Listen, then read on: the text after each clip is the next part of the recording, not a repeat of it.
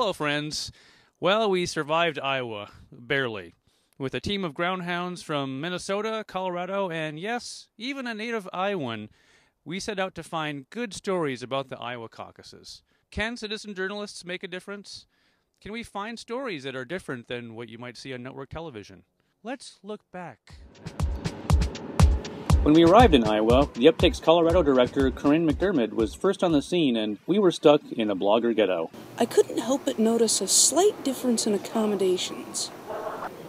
Bloggers. Everybody else.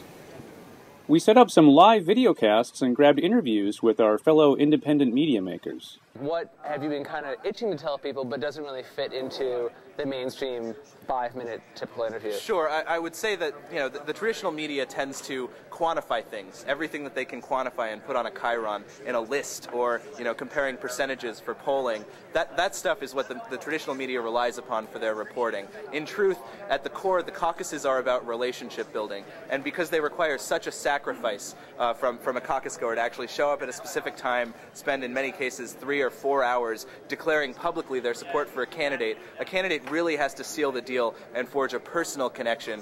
But we knew the real stories were not going to be found inside a glorified school lunchroom. Our crew hit the streets in search of real Iowans. Chuck Tomlinson knew exactly where to go. As the media descends and asks questions and wants to find the average voter, the ordinary Iowan, the average Joe in a coffee shop, or the Waveland Diner. And we talked to some customers, and we talked to the owner of the Waveland Diner, and we'll find out what it's like to be part of the process. Well, my name's David Stone, but everyone knows me as Stoney. So, for Des Moines, we're the last diner around. So, other than that, it's the corporate chains or the box stores, and so in that case, you have to go get approval from the corporate office, and so that never happens. The Uptake's Chuck Olson, hey, that's me, drove 2 hours north of Des Moines to talk with a former Republican woman who decided to caucus for Obama. Okay, good job. Thanks, guys. He has Angelman syndrome.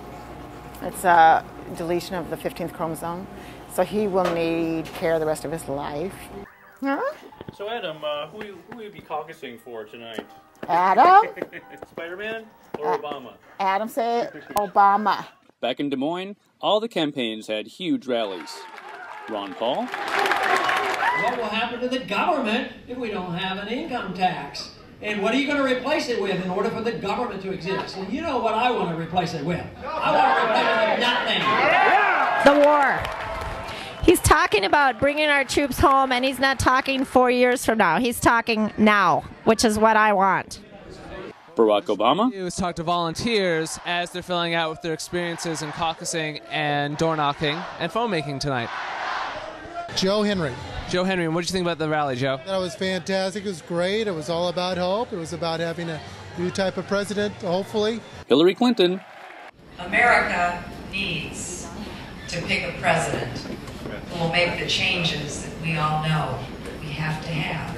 And John Edwards with a little help from Mellencamp. America, enough is enough.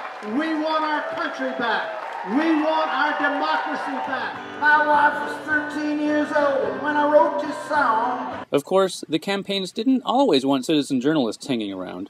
Iowa resident Roger Routh showed up unannounced at Obama headquarters. Curious as to why you threw the press out. You guys can have something later? We may. We'll definitely let you know. But if you guys just wait on the sidewalk until then, we'll get you something. Okay? What's the problem with having the press? What can I do for you? You don't want to answer the question? Finally, the day of decision arrived. January 3rd, Caucus Day. How the hell do caucuses work? Noah Cunin and Regal Johnson jumped into the fray. Obama's trying to pull you over to their group. They don't need them. They don't need them. To